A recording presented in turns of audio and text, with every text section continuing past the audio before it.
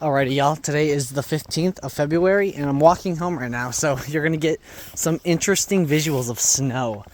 Alright, I guess the first topic that came into my mind today was addiction, because I just hung out with the homies, so I'm walking home. You shouldn't drive in these conditions, by the way. So we're gonna talk about addiction, because we had a pretty deep conversation with one of my homies who's pretty reliant on substances and such. And I figure this will also give me something to do as I walk home. So I suppose the context of our conversation just relied on, like, we gave him the hypothetical of what would you rather have, like a loving girlfriend, like a loving soulmate, you know, a girl that's forever, that will always be with you, or drugs. And he chose drugs. because I mean, he said that, like, if a girl was if he had like a soulmate, but she said no to him smoking, he said that that the girl wouldn't be worth it, because he loves weed so much that he would choose the drugs over her, basically. And I guess he also kind of talked about opiates, how he really wanted to do opiates, and if somebody disapproved of that, he would say no. And so it was kind of a 2v1. We had a third homie there who was on my side, that's kind of like not fulfilling in the long term. And, you know, this homie in question, I gotta cross. Fuck, it looks like a cop or like a plow truck. I'll be fine. So where was I? Oh my god, the street.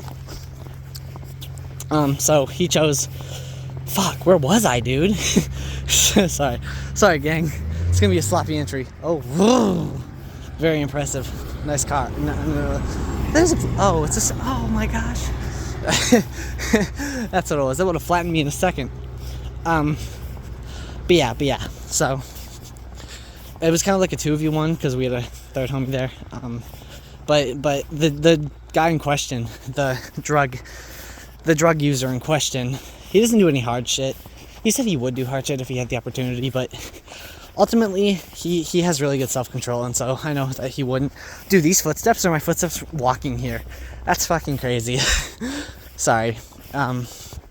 So he's self-aware about it. He knows.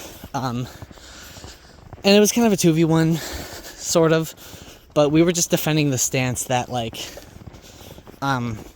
you should choose, generally it was just, you should choose long-term happiness over short-term pleasure, which is basically what drugs do. They give you short-term pleasure, and most, you know, you talk to any heavy user of drugs, they're gonna say, they're gonna say that they do it just to escape, you know, which is a pretty sad thing, but it is what it is, man, and I understand it. You know, addiction is a super hard thing to overcome. What, like, even if it's anything, if it's food, if it's a substance, if it's a fucking video game, you know what I mean?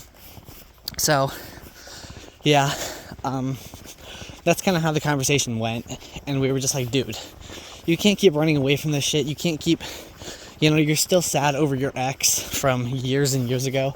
You know, she taught you a bunch of valuable lessons, but there needs to be a point where you move on, you know? And his take was interesting, because he's just like, he's like, dude, I love getting high. I love smoking. I love drugs. I love just enjoying my life. And, you know, ultimately, I don't really have a problem with that, because, you know, that's not really, bro, you can't really fault bro for that, because he pays his bills, he does his shit, and he's a great person. He's a very great friend. All right, I love him to death. But, yeah, dude, it's hard, because it's like, the conversation ultimately is up to subjective taste, because, like, you know, how can you, exactly what I said earlier, how can you fault a motherfucker for enjoying his life? You can't. If that's what he prefers, that's what he prefers.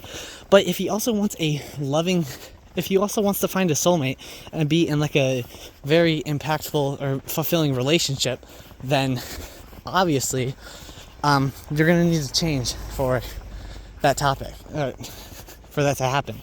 You know, you're gonna need to sacrifice. You know, every successful relationship has sacrifices. You know, you have to provide. You can't just be in your own world all the time. If you want to build a family and have a wife, for example, you need to sacrifice. You need to spend time with them. You need to do things with them. And I guess addiction can get in the way of that, And so it's kind of like one of those. It's kind of like a paradox, dude, where you want both, but you can't necessarily have both. And if you could, that's a dream scenario. That's the perfect case. But we live in a world that's not perfect, and so this, in all likely cases, wouldn't be the case. You got to think realistically. It's tough, man. I mean, to addiction, it's tough. It's a hard cycle to break, dude. It's all mental.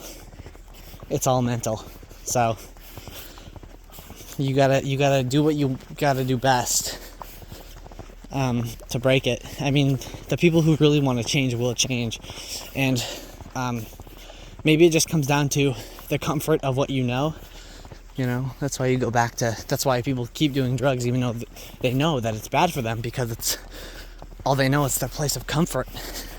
It's what they do to be comfortable, to seek pleasure, and that's kind of in a moral or a tradition, a value that's been placed in us, where we're taught to seek pleasure over long-term fulfillment. Now, I know there's two sides to every story, and I will never judge somebody based on what they prefer to do for their lifestyle. If that's what they choose to do, that's what they choose to do. So ultimately, if bro finds a great girl, but it doesn't work out because of the lifestyle choice they prefer, then it just wasn't meant to be. And it's hard to deal with, but you learn lessons from those things. And that's how you build yourself as a person. Now, if you are somebody who's willing to sacrifice those things for a long-term relationship, then good for you. You get what you wanted. That's what you wanted. You set your mind to it, and that's what you accomplished. Hopefully. This is the best case scenario, of course, but it's not always that simple. I suppose this video is more about relationships than addiction.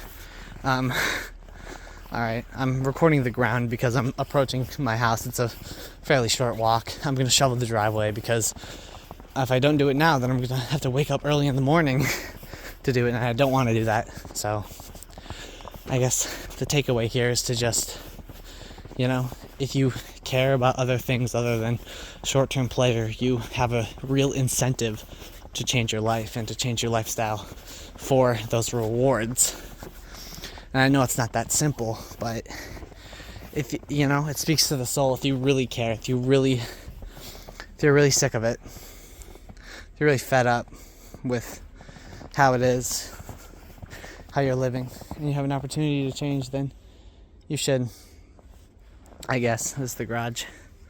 Very nice garage, I know.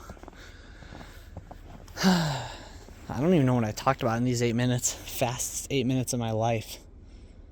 But just do what you can to improve, and if you have an opportunity to where you're going to need to sacrifice something short-term for a long-term fulfillment, then do it, even if it doesn't work out, because you'll gain a lot more in that long-term than you will in the short-term. So I guess that's my, drunken 2 cents on it. Be safe, guys. Been a pleasure.